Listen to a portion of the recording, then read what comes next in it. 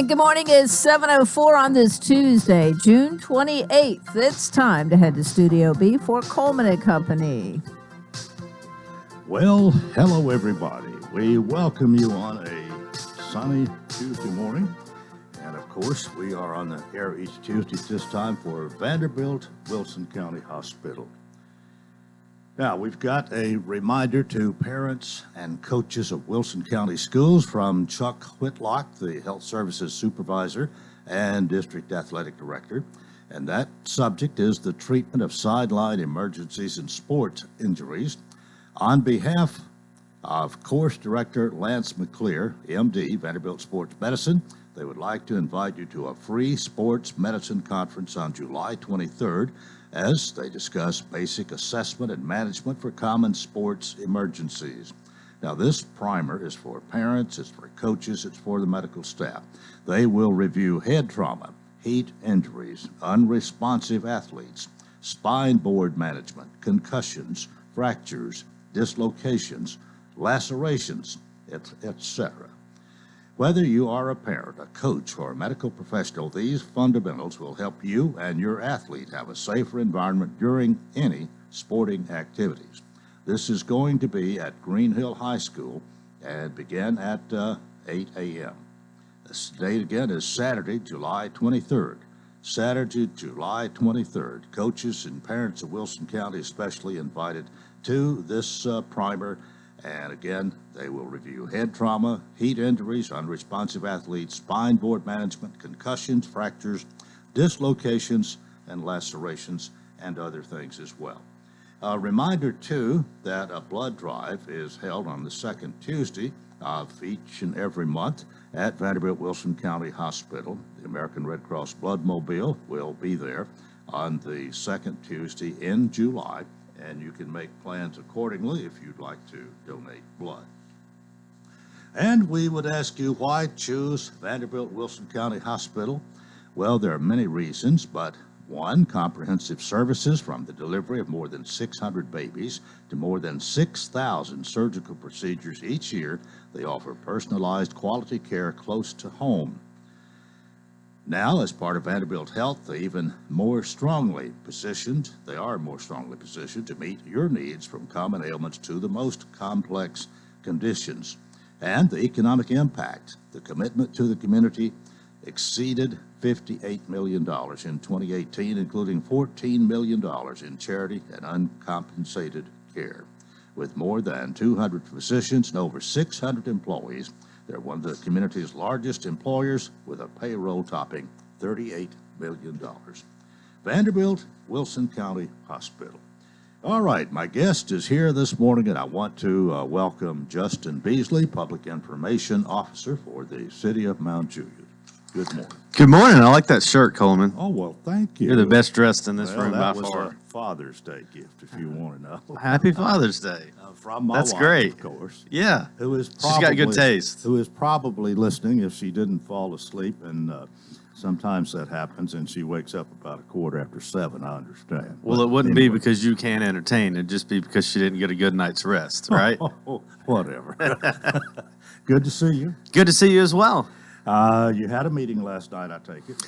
We did. It was brief, but we passed the budget that we talked about on second reading. Yeah. So our finance director, Dana Heyer, did a fantastic job the past couple of months. We're actually on Friday going to have a little corner office potluck just for really to celebrate the whole finance department, but specifically her as well, just with the hard work that she's been able to do. And I'd be remiss if I didn't thank the commissioners and the mayor and the city manager and all the elected officials for what they've done too. It's not an easy process, but we think we're on a path to succeed this next year. Well, I have talked about this with Mike Jennings. Actually, he's kind of is in part of two budgets, not only with the city of Watertown as mayor, but as our county government, right? Our property. I mean, the county attorney. Yeah, county attorney and mayor of Watertown. And of course, with the city of Lebanon, their budget process. It's time consuming. It's a lot involved.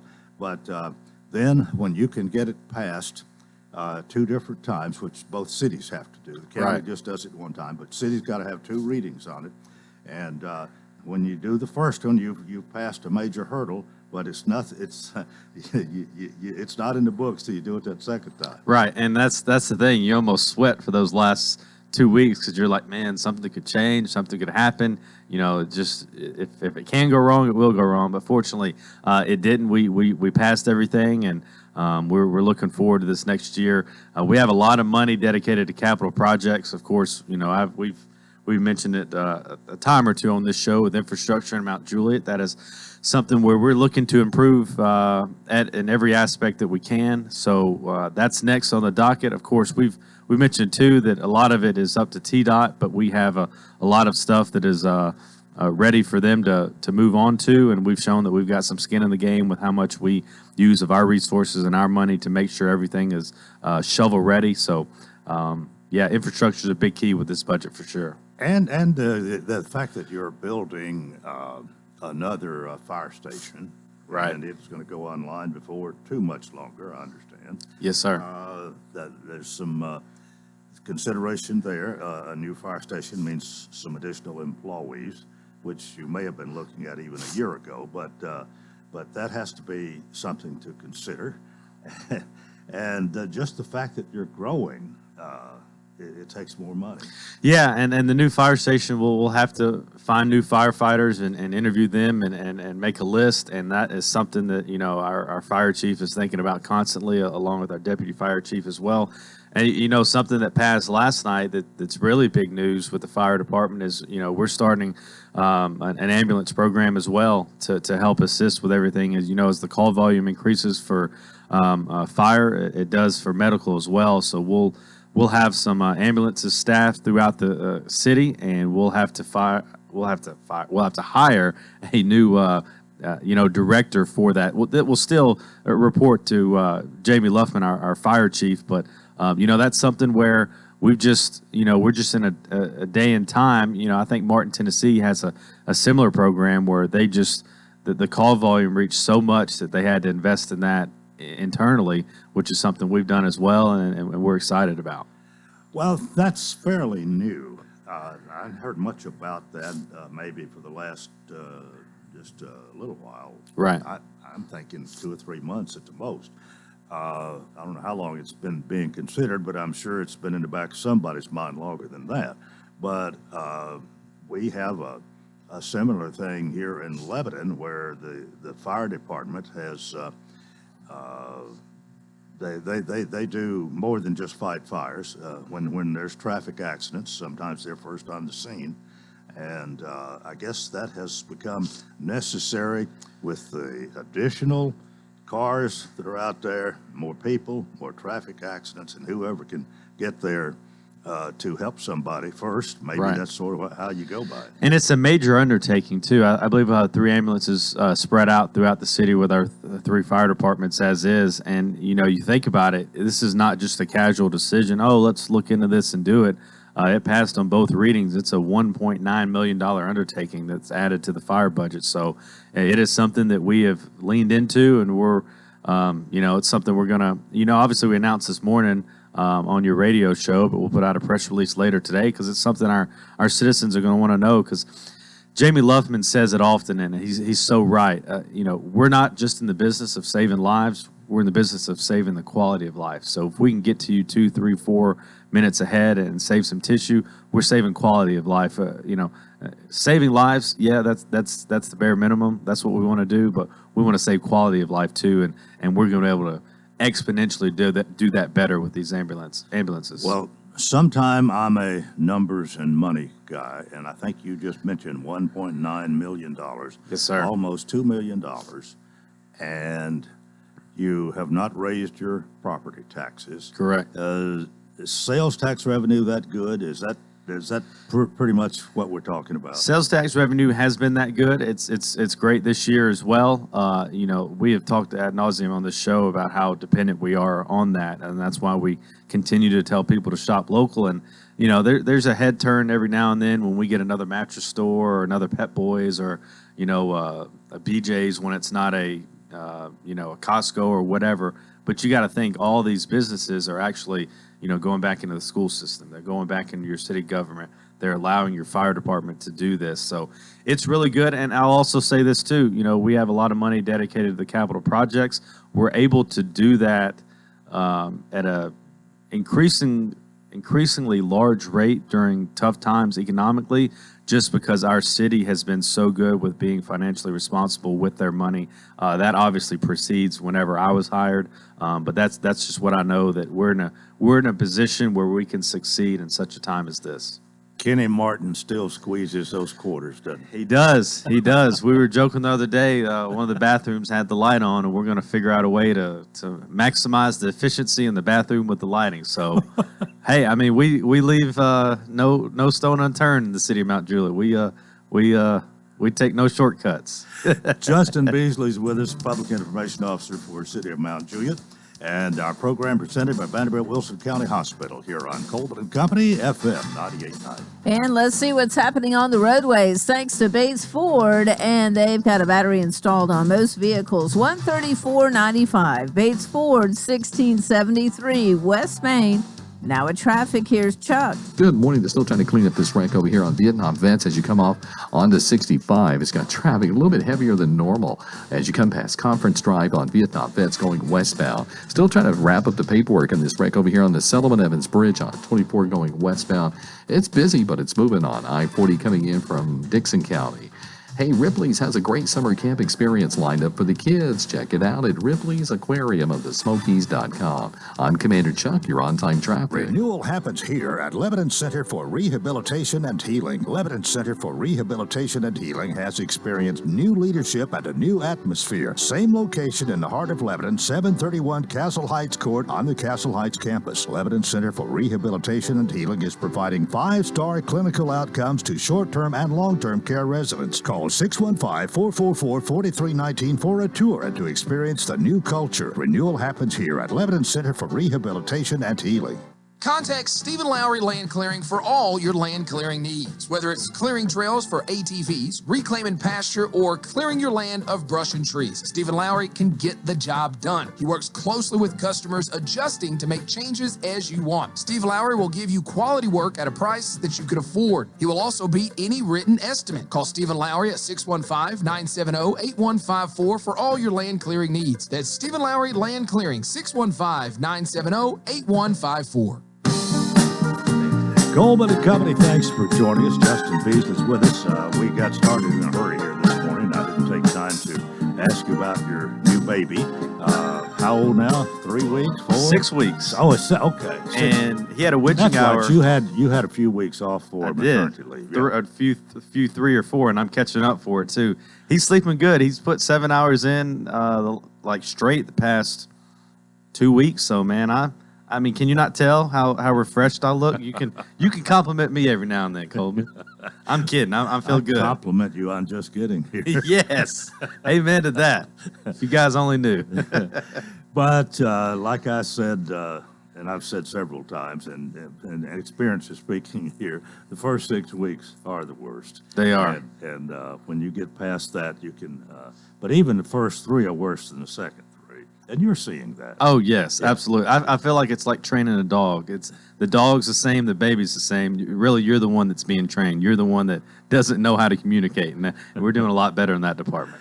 And I hope your wife is weathering the storm and doing fine, too. She's a hard worker. She's the hardest one in the family, and she's the bedrock. So, I wouldn't be here today if it wasn't for her. So, all right, Justin, let's get back to the city government here. You had your meeting last night. You approved on second reading the budget, and I don't know what else we need to talk about that. It's just one of those things that it's a process of time to get this done. If you do it right, you've got to spend some time on it. You can't just throw something you can, but it's not efficient a lot of times, and these things need to be thought out, worked out.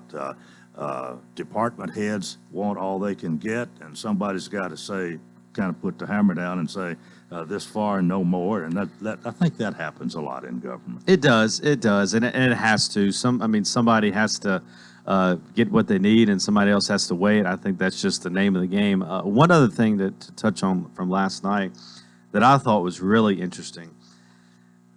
We increased the budget for the police department a little bit to be competitive when it comes to recruiting. We have a lot of we have a lot of policemen now from different jurisdictions that have come from maybe California or New York. And I think, some of that probably had to do with the vaccine mandate, and some of it had to do with the quality of life and maybe the expense of how much life is in those other states. They've come to Mount Juliet and have been happy. Well, I think, I don't want to speak wrong, but they start out at the same pay as an officer with maybe much less experience when they come from a jurisdiction that they have a much more certification, much more higher rank. We have now made it so to where if you have certain credentials, I believe it's level 3, you can come in and you get a higher pay rate than somebody that's their first police gig, and this is also retroactive. So the people that we've hired recently. Like, say, for instance, in the past year, with all the turmoil in the country and people moving and stuff, they're now going to have a bigger pay rate too. And it's not just throwing them more money; it's giving them money for the skills that they have that they bring to the police force. And police is a big deal. Well, that could, if I can interrupt here a little bit, I'm trying to think for a minute here, like maybe one of the Board of Commissioners is thinking. We got somebody here with this experience and so on. They are a prime candidate for somebody 30 miles away to hire them.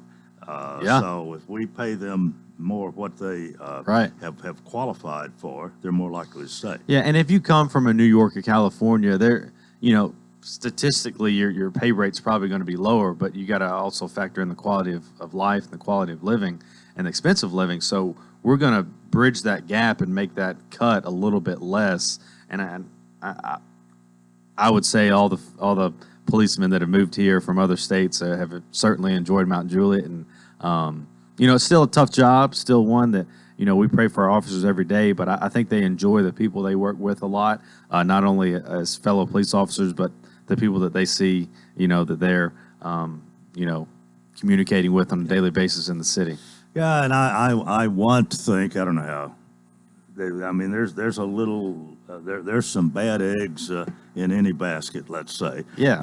No matter the profession. Everybody in Mount Juliet, Lebanon aren't pure and never do anything. But I want to think that a lot of the problems, though, are from people from outside coming in. Car theft, for example, is a good one. Maybe even some of the people pushing drugs and that sort of thing are not local residents. Yeah, a lot come from west of our county, we'll say that. I know we have the license plate reader systems that we've talked about on this show, and they have been a blessing to the city of Mount Juliet, and we've actually helped other surrounding counties and cities.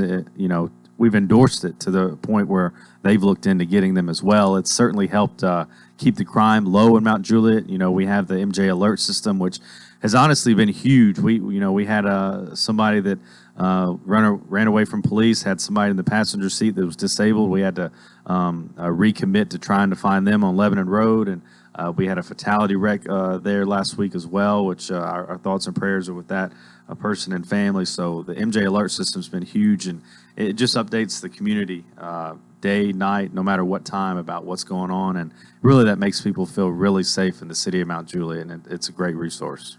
Anything else from last night's meeting we need to talk about? Again, the second reading and getting that is the big headline, if there's a headline this morning. But what else did you do? That's basically all that was on the agenda. It was a very short meeting, thankfully, especially when you get done with a budget like that. You don't want to have a huge meeting where you have other topics, and it's the summer. People are on vacation. It just, the nature of the business. But I will say July 4th, we have a fireworks show. Let me ask one. Yes, sir. Was that a unanimous vote last night on the budget? Yes, sir, 4-0. We had one commissioner that was out. I think we extended it a week or 2 weeks with the budget. So, nobody tends to miss. But, yeah, unanimous decision, right. Basically 5-0. So everybody on board. So All that's good when everybody's on the same page. July 4th. Quickly, July 4th, Mount Juliet League Park. Not to be too quickly. We got Okay. 6 minutes. Man. Wow, okay. We're trying to get it in here. No, July 4th, Mount Juliet League Park. We'll have free parking starting at 5 o'clock for our fireworks show. Food trucks will start at 6. Fireworks will start directly at 9 o'clock. Travis Taylor, our IT director, Rocky Lee, our parks director, who will be here with us in 2 weeks to promote our July 16th event, which I'm about to talk about. Good. And then the fireworks start at 9 o'clock. So that'll be free parking. Last year there was charge parking for charity. This year it'll be free parking, Mount Juliet League Park. And then the July 16th event, we will promote heavily in a couple of weeks, and also have Rocky talk a little bit more about the park system that you were interested in a couple of weeks ago as well. But the 16th, we'll do the Celebrate Mount Juliet. Daryl Worley will be our headliner. We're going to have an historic tent that has really, we were going to put some things in there, but this has really taken off. We were printing pictures back from the 1920s, the 1800s. I mean, anything we can find, and we're going to put it together as like each decade for the last 50 years. We're going to touch on, some tornado history. We're going to recognize all the commissioners, all the former mayors, just really tell the history of the city of Mount Juliet. We're going to put it in a tent, and we're not just going to get rid of it when it's done. We're going to preserve it, maybe put it in, say, for instance, we have a new city hall in the future, find a way to, make a hallway with that, or even just use it and repurpose it, just so we can tell, the young bucks in the Mount Juliet area, maybe those that weren't from here, the history to understand better about their city. For example, people like me that don't know a ton about it. Speaking of got here. history and Mount Juliet, I don't know if you've heard this name thrown out, but if you haven't, you need to find out about him. Okay. Luther Lenning. Luther Lenning. I'm not sure that I have. Well, I think he was a county commissioner at one time. I think he was mayor at one time. Okay. He's somebody you need to check on and be sure you got something in there about him. Luther had a lot to do with Mount Juliet over the years and played a number of roles, but he was Luther. Yeah, I'll have to check him out. We've interviewed, and we're doing it today at 9:30 at Circle P Ranch. We've interviewed so many different people, and we're just adding to that list to tell the city's story. We're going to upload. We're talking for an hour. We got 5 people in a roundtable discussion. We're going to keep that in the city vault forever, just to retain the history, and we're also going to upload certain snippets on social media as we get closer, and then we're also going to have that playing in the historical tent. So I think it'll be a really huge treat for a lot of people that grew up in Mount Juliet and have had a say-so in the city. Jamie Luffman texted me, said he is the former mayor of Mount Juliet. Luther Lenning. Yeah. Luther Lenning. Among a lot of other things. Yes, yes. Now, there's one other name I'm going to throw out this morning, Okay. and you probably haven't heard of Buell Agee. Yes. At one time, Mr. Agee was probably a constable. He was a law enforcement officer and might have been the only one in Mount Juliet. I mean, when you're talking about back before 1970, back in the 50s. I've heard of his name, yes.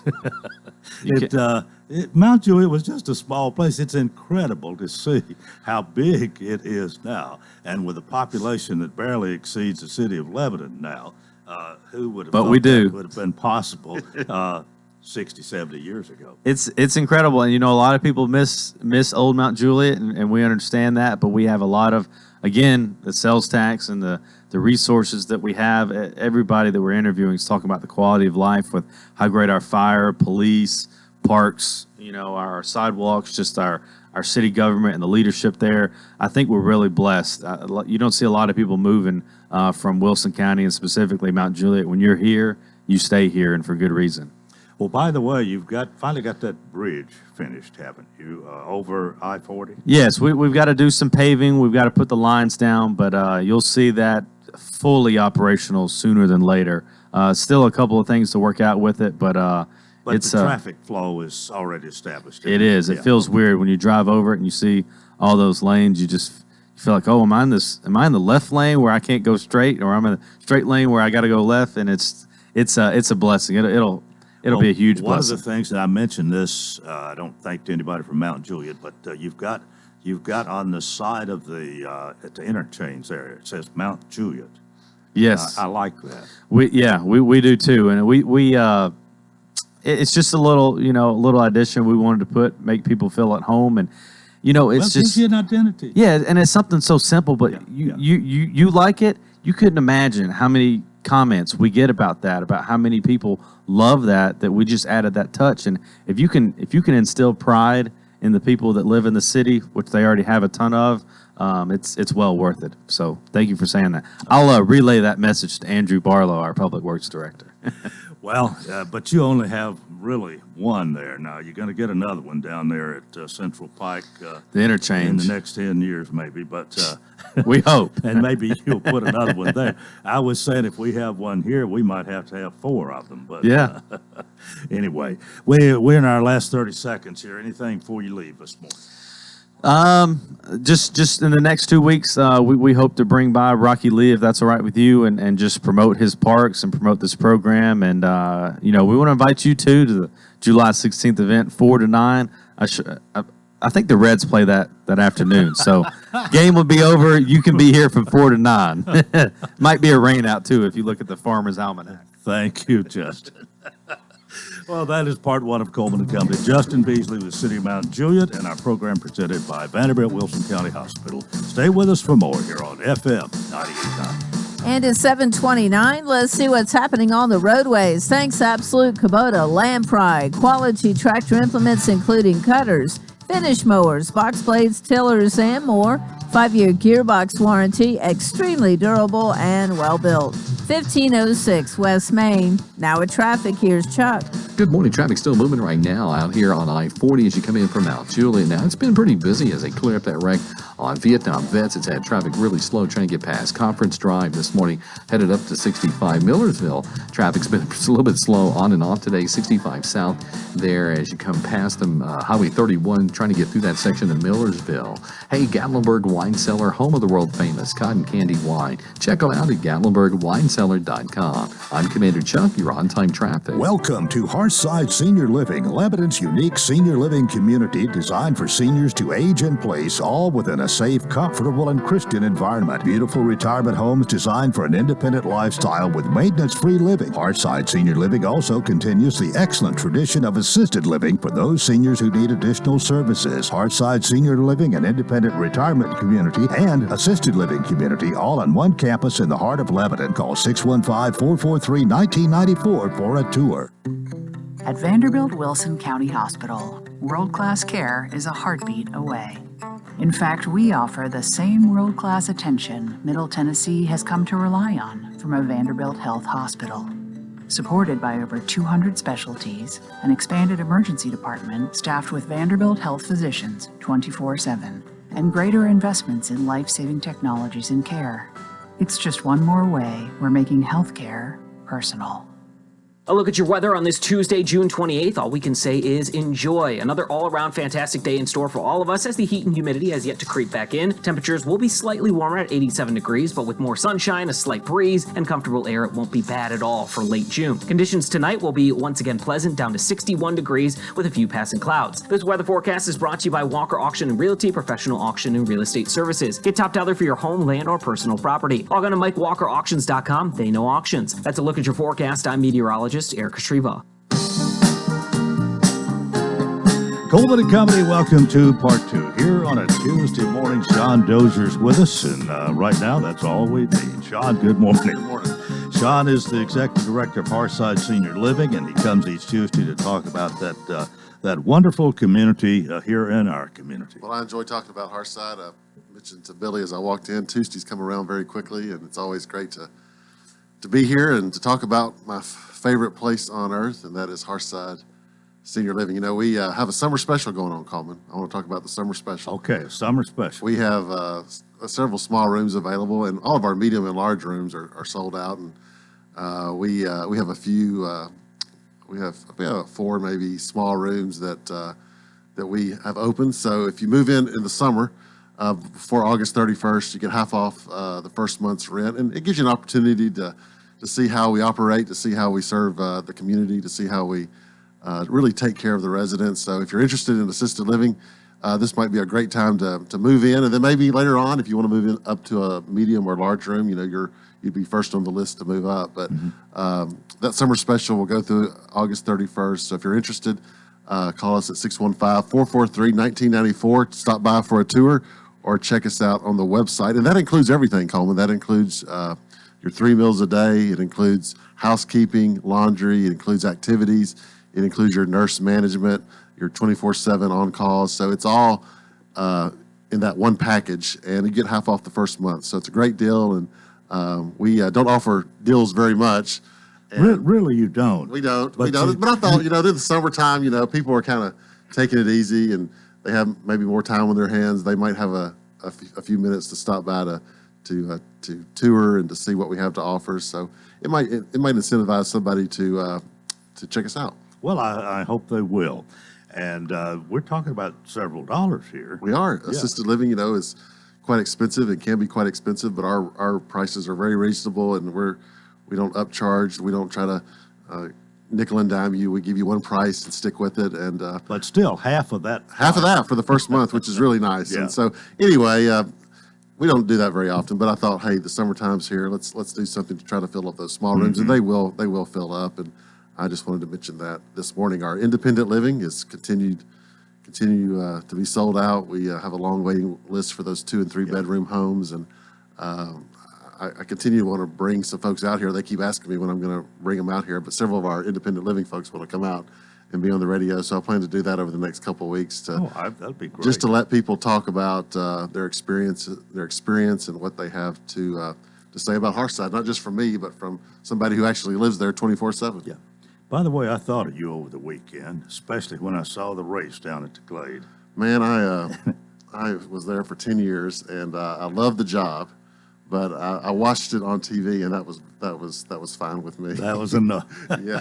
One time you drove me around that track. Yeah, I really enjoyed being over there at the Super Speedway. We did a lot of good work, and the experiences was. I drove a lot of people around that racetrack. I think I almost killed Sue Vanetta one time driving around that racetrack.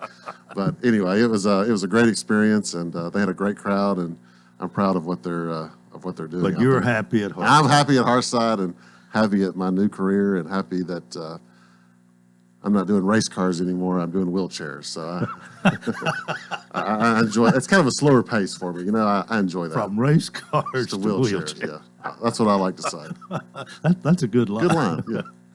Well, summer special, don't forget that. But are you ready for a Hearthside Hello? Mayor Rick Bell keeps saying, I hear you on the radio. I hear you on the radio. And I just thought he was saying, I hear you on the radio. But I think Mayor Bell was wanting a Hearthside Hello. So I want to give Mayor Bell a Hearthside Hello.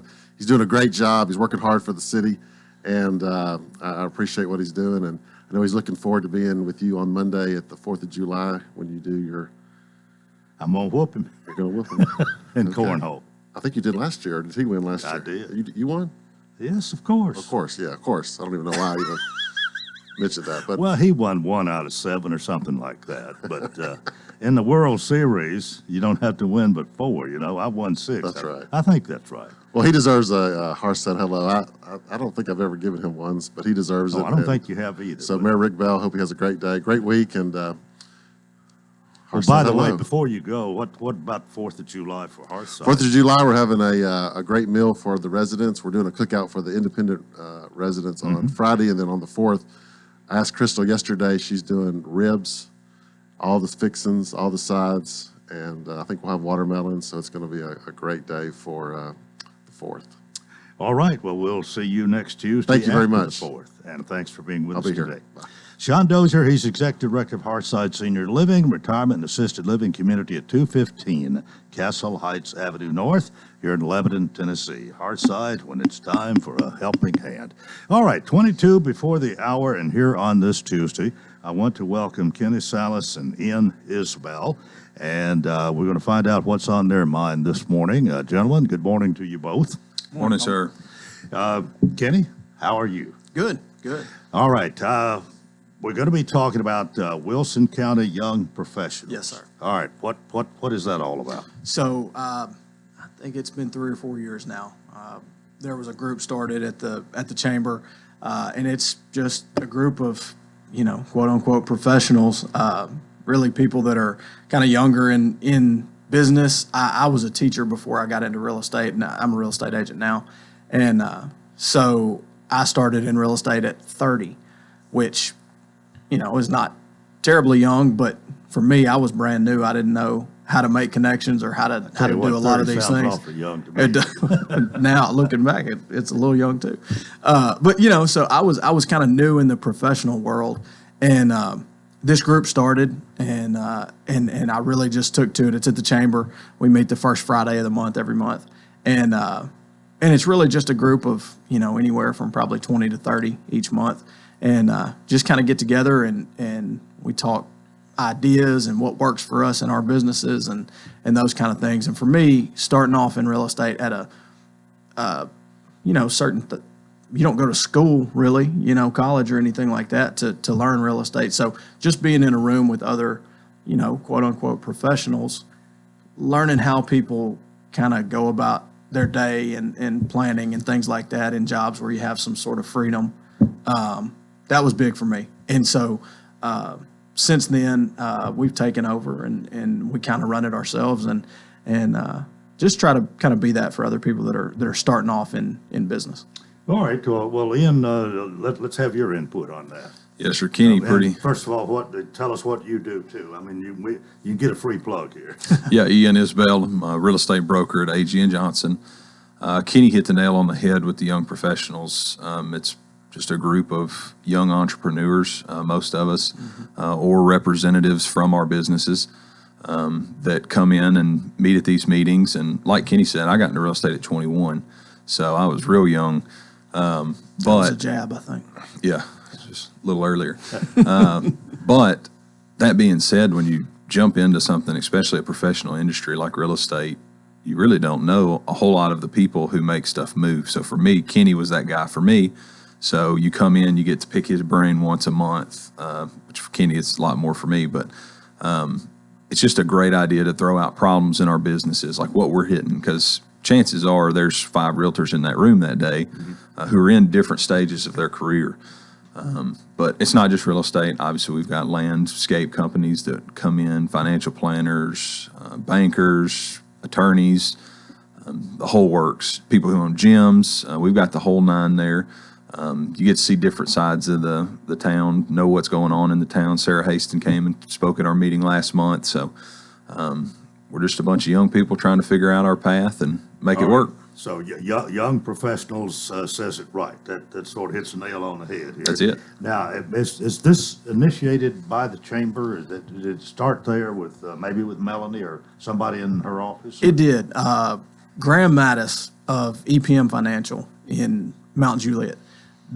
He kind of came to the chamber in Lebanon, like I said, I think it was 4 years ago, and went to him and said, I think this is a good idea. They kind of started something similar in Mount Juliet and just wanted to bring it to Lebanon. And from that, it became a chamber event or a chamber group. And so it's grown from there into that. Well, I mean, I would think the chamber would be as good an entity as we could come up with to start and promote something like this. And you have your meetings there too? That's right, yeah. So they're upstairs at the chamber, first Friday of the month, every month at 8 o'clock. So we go 8 to 9. And usually we're hanging out from, we kind of start the meeting in the meeting at 9. And then we have people hanging around until 9:15, 9:30.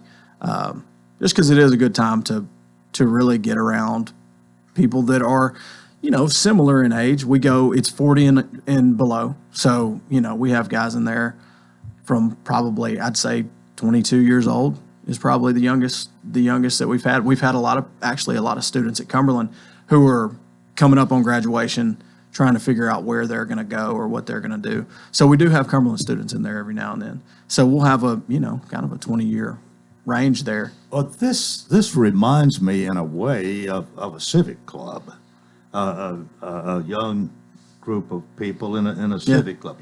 You have a speaker, maybe not all the time, but sometimes. That's right. And you come together and but it's more than that. That's too. That's very much what we do. We have a speaker probably every other month, maybe every 3 months, something like that. There was a time where we had a speaker every month that would go for 30 minutes, but then that kind of took a little bit of the camaraderie and a little bit of the conversation out of it. So we do a lot of conversation because, like Ian said, we have realtors in there, and that just happens to be what each of us are. But we have insurance agents, and we have financial planners and pharmacists and all kinds of people. And but it's funny, the same challenges I have, they have. You know, and everybody's trying to do the same thing here. They're trying to connect with people and trying to make our businesses grow. And really, I think kind of our generation too is seeing some things happen downtown and trying to promote the square a little bit and trying to see businesses open down there. And I think we're seeing a lot of that too. A lot of people that are really wanting to help the community and help the downtown area too. Well, now let me ask: is this something you join? You become a member? No, you can show up at any point in time. Yeah. Are there dues to pay, or No, sir. the chamber provides a place to meet, and you just come and meet? So Pediatric Dentistry of Lebanon, they provide breakfast for every meal. They have since day one the entire time, and we're so thankful for that. Suzanne and Jonathan Wallace do that for us, and they come too, and they've been a huge part of being able to do it. There's no dues. You don't have to be a member of the chamber. You know, a lot of young people don't know what the chamber is. All they know is that's right. Yeah, all they know is it's a building on the square there, and so it's a good way to bring people into the chamber. And then a lot, you know, I think we see probably I'd say 75% or more of the people end up joining the chamber because they see the benefit of it, and so I think the chamber roster grows from there too. But so no, there's no dues, no benefit. Something is. It is. I'm kidding. I'm picking it. I was going to say some reason for doing this, but really, there are dividends to be paid to the chamber in membership by doing something like that. Absolutely, and Ian's extremely involved with the chamber. He can speak to the chamber part of it too. Yeah, I'm on the board at the chamber this year. I've got a 3-year seat there, so very honored to be on that. But yeah, Melanie eventually came to us. Kenny leads our group. And to me, the best value add for this is how well Kenny has run it. It's been one of those things where, like you said, if you had a speaker every week, like people aren't going to show up. Like they want to communicate. We want to talk to each other and see what's going on in town.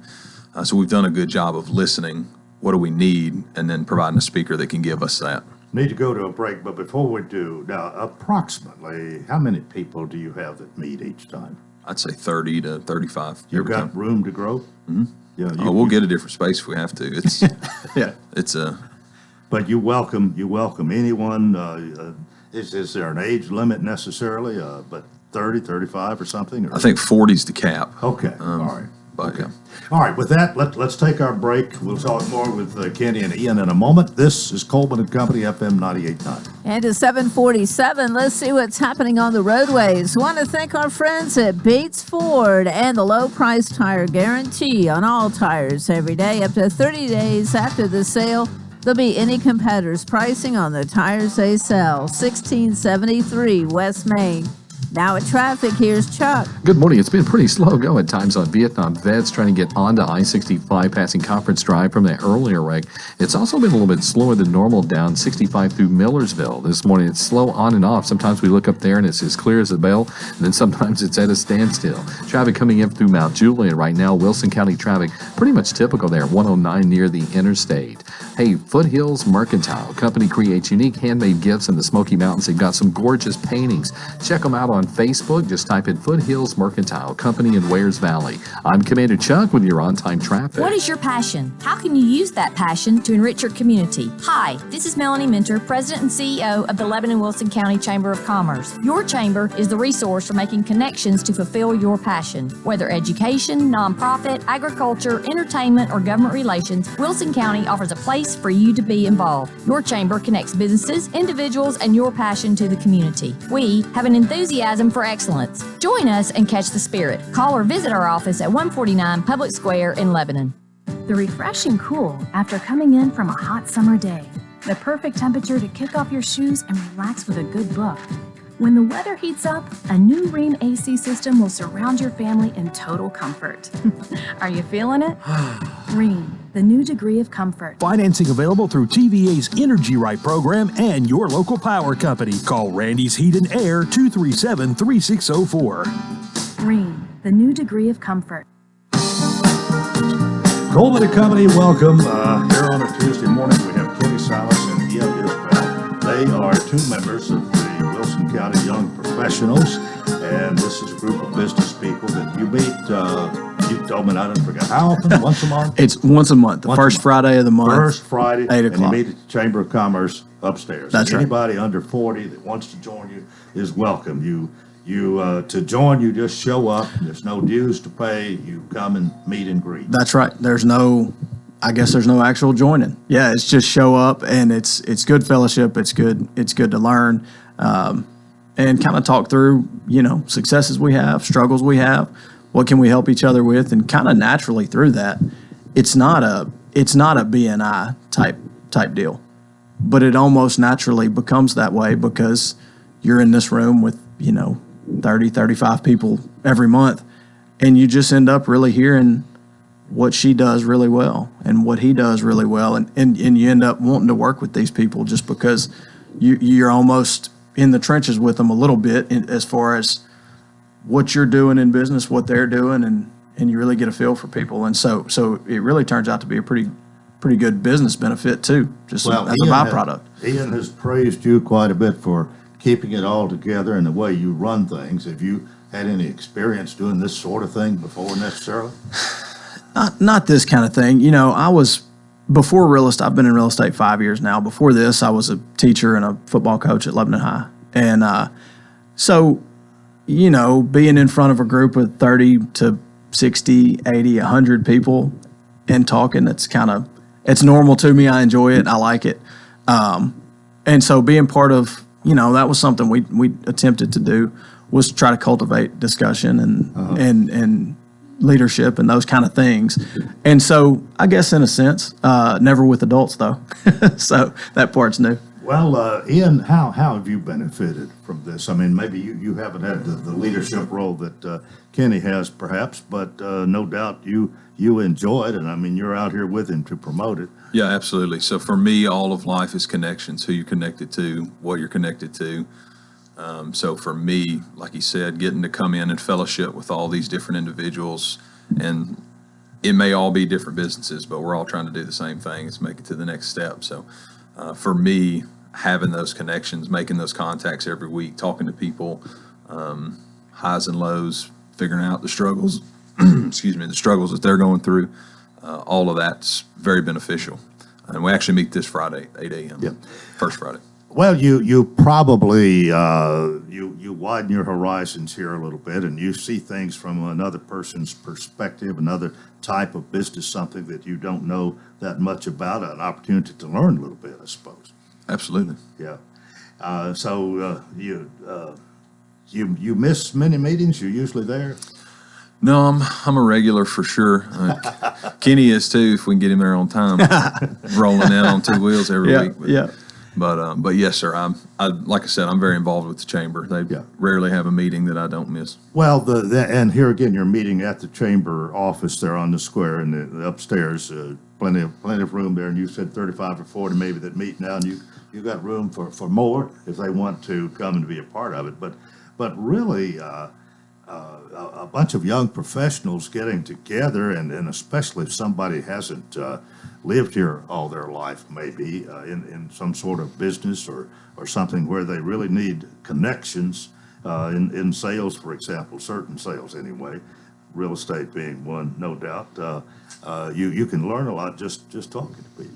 Absolutely. Yeah. Yeah, and it's I've been surprised saying that. We do have a lot of people from out of town around. I mean, that's not a secret. There's tons of people coming in. We've doubled the population in 10, 12 years, something like that. We have people in the room that are from out of town that have that idea to come and plug in and be a part of something local and learn about town. It surprised me how many of the people though are from here, born here, went to Lebanon, went to Wilson Central, Friendship, Mount Juliet, and are actually from here and just want to continue to be a part of, what makes, I think what we all think makes here special. It feels like home. And that's surprised me how big that group is, how much I guess it's comprised of locals. There are people that come in from out of town in that group, but it continues to surprise me how many people it is that are locals. Well, here again, I think we need to get in a plug for the Chamber of Commerce as much as possible here. I mean, I suppose in time, just about anybody that comes on a regular basis is going to be given an opportunity, ask, if you will, to be in part of the chamber. I mean, you can always say no, but as both of you think indicated, a lot of people in your group do become members of the Chamber of Commerce because they see, and it's such a multifaceted thing. I mean, I've got to know a little bit more about the chamber, having Melanie out here every month, or one of her representatives. I think y'all are sort of here in her slot today, and that's great. I'm learning from y'all today. But there's you never learn everything, and an opportunity like this with 35 to 40, 50 people in one place, and especially if you're not an introvert, you've got a lot of opportunity. Yes, sir. Yeah. It's very easy to see the value add the chamber offers. So I feel like when people come in and see just what this one group is doing and how much we do for the community, it's easy to see how much all these other groups involved in the chamber can do as well. So to me, it's the natural next step, like you said, for somebody who's looking to get involved. And it's funny, a lot of times we'll be in there, and Ian is kind of our guy on this, but we'll be in there and we'll be talking about this or that, and well, I wish there was this, or we were talking about, what if we all just for this month decided we're just going to eat at local restaurants, eat at local places, and then we start kind of naming off a list. All right, let's write down a list and all this. And Ian says, well, hold on, we already have that.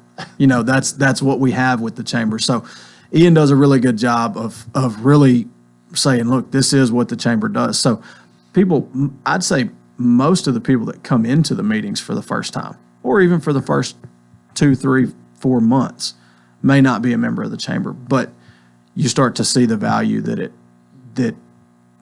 you start to see what it is, and some of the things that the chamber does for us that you don't even realize are there. Well, when you look for speakers, what kind of a speaker or program? I don't know whether you'd call this a program, but at least you have somebody there to come and speak and tell. What are you looking for? Radio personalities mainly. Yeah, exactly. We've had, like I said, Kenny organizes most of the speakers, but normally it's voices raised of, hey, I'm struggling with this. Well, we know somebody that can help you with that. Like Graham came in and did a financial planning thing near the new year. Chris Haynes with People's Home Equity came in and did a goal setting in December for January. Sarah Haston came because we were talking about growth on the square, and we were like, who better to talk to about growth in this county? So we've kind of just lined them up as we need them, based off what the group wants to hear. Do you have anybody to call you wanting to come and speak to you? We have in the past. We try to get city and county mayor once a year, and that's always cool. And then we try to get something like that, somebody that's growth oriented or can tell us kind of what's coming, those kind of things, because that's what everybody tends to be interested in, how to grow your business, but also really curious about how is town growing and that kind of thing. Let me pick your brain here just a little bit. Ian, I'll start with you. You probably have a pretty good feel for the community, maybe the economy, where we are. How do you feel about things as they are right now, and especially here in Lebanon and Wilson County, Tennessee? You talking about from an economic standpoint? Yeah. Inflation's at an all-time high. I think we're all feeling that. I'm seeing more and more every day that as all these listings pop up on the MLS system, that we're getting more price drops on a daily basis than we are active listings from listings that have been listed. So a correction is coming. Obviously, the rise in interest rates affecting that a little bit. But to be honest, I don't see our housing market coming down at all. I mean, we've got 3,000 jobs moving in over the next year. People are still moving here. You got to. We're the place to be. But they're still moving here. Absolutely. Your take. Well, so, speaking on people moving here, price corrections first, I guess. Part of the reason prices are dropping, it's not that a house is worth less today than it was a week ago or a month ago. It's that there are agents and there are homeowners who price their house speculatively, as you were doing 3 or 4 months ago. You'd price it higher than anybody in your neighborhood ever had, and you'd get it. Well, you just can't price houses just wherever you want anymore. The house is still worth what it's worth. It's not worth any less now than it was 2 weeks ago. You just can't price it for what you thought it was going to be worth and get that price. So the price drops are not an actual decrease in value. It's just the price is actually coming down to where it should be. To where it should be and where it should have been priced in the first place. So you'll start to see over the next, I'd say, 2 months, 3 months, as agents get used to not pricing houses the way you've done it for the last 18 months, you'll stop seeing price drops because they'll be priced correctly in the first place. But what was the other thing? Well, we're in our last minute here. Let's remind everybody again, you are the Wilson County Young Professionals. That's right. And you invite anybody up maybe to age 40 to come and meet with you. Which Friday? The first Friday of the month, every month. And this Friday is July 1st. That's right. First Friday. And you'll meet at the Chamber of Commerce upstairs. What time? 8 o'clock. 8 o'clock. Yes, sir. And you're out of there by 9:15 or 9:30. Meeting ends at 9. Hang out as long as you want after that. Oh, okay. All right. Well, thank you both for being here to tell us about it this morning. Kenny Salas and Ian Isbell, two of the leaders in the Wilson County Young Professionals. Thanks for being with us. Yes, sir. Thank you. Well, that's it for a Tuesday. We'll have more tomorrow, and I hope you'll join us then.